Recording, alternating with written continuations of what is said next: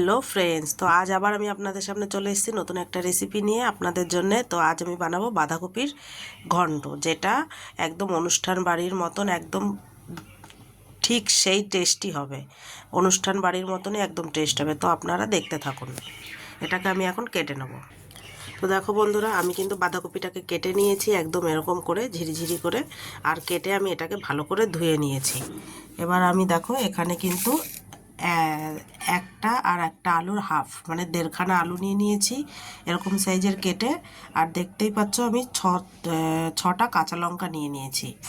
এদিকে আমি কড়াই চাপিয়ে দিয়েছি, তেল দিয়ে দিয়েছি, তেলটাও গরম হয়ে গেছে। এবার আমি এতে ফোড়ন দিয়ে দেবো। দেখো আমি দিয়ে দিলাম দুটো তেজপাতা আর হাফ চামচ পাঁচ ফোড়ন। এটা একটু ভাজা হলেই আমি বাঁধাকপিটা দিয়ে দেবো।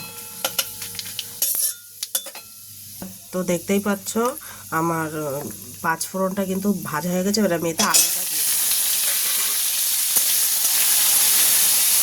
আলুটা দেওয়ার পরে এতে আমি বাঁধাকপিটাও দিয়ে দেবো।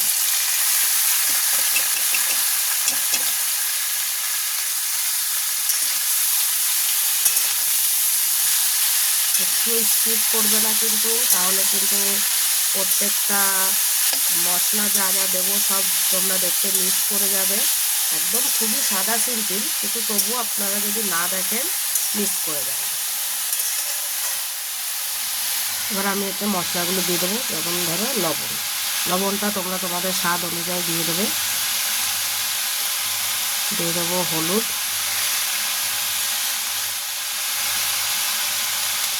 আর দিয়ে দেবো জিরের গুঁড়ো। দেখো অনেকে আছে বাঁধাকপি কিন্তু ভাপিয়ে রান্না করে, অনেকে আছে আলুটা ভেজে নিয়ে করে, আমিও করি, কিন্তু আমি এইভাবে বেশি পছন্দ করি। যেহেতু এটা শর্টকাটও হয় আর খেতেও খুবই সুন্দর হয়। এতে টেস্টের কোনো ফারাক আমি বুঝি না। আমার ঘরের কেউই বলে না যে ভাপিয়ে নিইনি বলে খারাপ হয়েছে বা কিছু, এটা কিছুই না। দেখো এটাকে আমি পুরো নাড়িয়ে চাড়িয়ে ভালো করে মিলিয়ে দিলাম মশলাটা পুরো। এবার এতে দিয়ে দেবো একটু জল। আমার ভাপানোর কাজটা কিন্তু একবারে হয়ে যাবে। আমাকে কিন্তু ডবল করে ভাপিয়ে গ্যাসও পোড়াতে হবে না আর টাইমও নষ্ট করতে হবে না। এইভাবে করলেই কিন্তু একবারেই কাজ মিটে যাবে।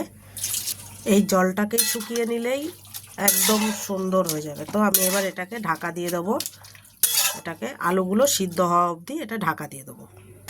দেখো আমি কিন্তু ঢাকনাটা এইসবে নামালাম, আলুটা কিন্তু একদম সিদ্ধ হয়ে গেছে।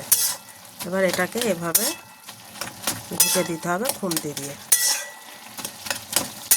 তাই বলে কিন্তু তোমরা কেউ ডাল কাটা দিয়ে ঘুটো না, এটাকে এরকম খুন্তি দিয়ে ঘেটে ঘেটে দিলেই হয়ে যাবে। এর জলটা একটু শুকাবে, এখনও দেখতে পাচ্ছ তোমরা এতে জল দেখা যাচ্ছে, জলটা কিন্তু পুরো শুকিয়ে যাবে। দেখতে পাচ্ছ আমি কিন্তু পুরো জলটা দেখো এর শুকিয়ে দিয়েছি। দেখতে পাচ্ছ এইভাবে কিন্তু আমি খুন্তি দিয়ে এটাকে এভাবে কেটে কেটে একদম ঘুটে দিয়েছি। এবারই এর মেন কাজটা করতে হবে। সেটা কি? সেটা হচ্ছে এতে সামান্য চিনি যাবে স্বাদ অনুসারে। দেখতে পাচ্ছ আমি এক চামচ মতো চিনি দিলাম, আর দিয়ে দেবো ঘি।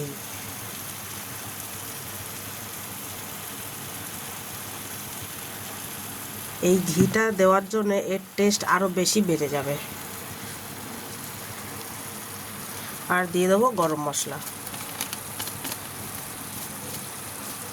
এতে কিন্তু আমি কোনো আদা রসুন পেঁয়াজ কিছুই ব্যবহার করলাম না।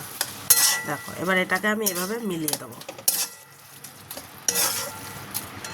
তো দেখো আমি এটাকে সুন্দর করে সব মিলিয়ে দিয়েছি।